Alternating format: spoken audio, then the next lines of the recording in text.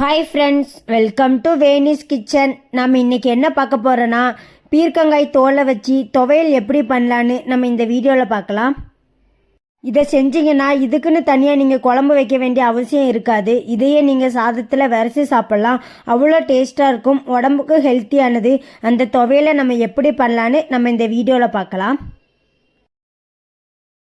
ஒரு பேனை அடுப்பில் வச்சுட்டு 1 ஸ்பூன் அளவுக்கு தேங்காய் எண்ணெய் சேர்த்துக்கிறேன். நீங்கள் எந்த எண்ணெய் வேணாலும் சேர்த்துக்கலாம்.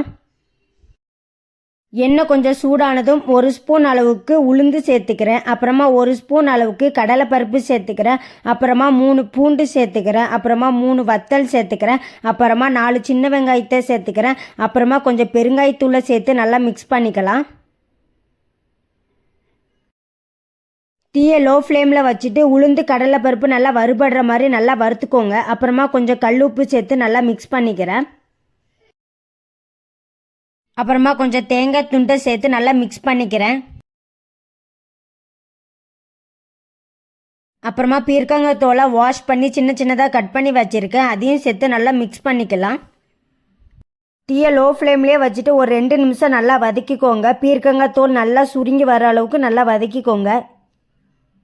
இந்த மாதிரி பீர்க்கங்காய் தோல் நல்லா சுருங்கி வர வரைக்கும் நல்லா வதக்கிக்கோங்க. அப்புறமா கடைசியாக ஒரு சின்ன துண்டு அளவுக்கு புளி சேர்த்து நல்லா மிக்ஸ் பண்ணிவிட்டு அடுப்பை ஆஃப் பண்ணிவிடுங்க.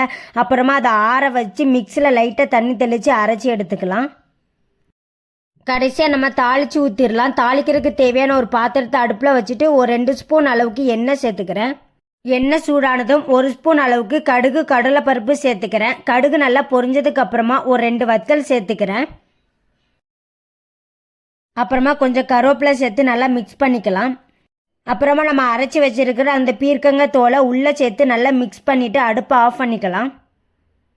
இதில் நீங்கள் கொஞ்சம் தண்ணி சேர்த்து ஒரு சின்ன கொதி வந்ததும் அடுப்பை ஆஃப் பண்ணிங்கன்னா பீர்க்கங்காய் தோல் சட்னி ரெடி ஆகிரும். இதை நீங்கள் தோசை இட்லிக்கு கூட வச்சு சாப்பிட்லாம். அவ்வளோ ஹெல்த்தியானது உடம்புக்கு. இதே மாதிரி நீங்களும் உங்கள் வீட்டில் ட்ரை பண்ணி பாருங்கள். இதுக்குன்னு நீங்கள் தனியாக குழம்பு வைக்க வேண்டிய அவசியம் இருக்காது. வெறும் சாதத்துக்கு விரைச்சி சாப்பிட்டீங்கன்னா அவ்வளோ டேஸ்ட்டாக இருக்கும். உங்களுக்கு இந்த வீடியோ பிடிச்சிருந்தா லைக் பண்ணுங்கள், கமெண்ட் பண்ணுங்கள். வேனிஸ் கிச்சன் சேனலை சப்ஸ்கிரைப் பண்ணிக்கோங்க. பாய் ஃப்ரெண்ட்ஸ், நெக்ஸ்ட் வீடியோவில் பார்க்கலாம்.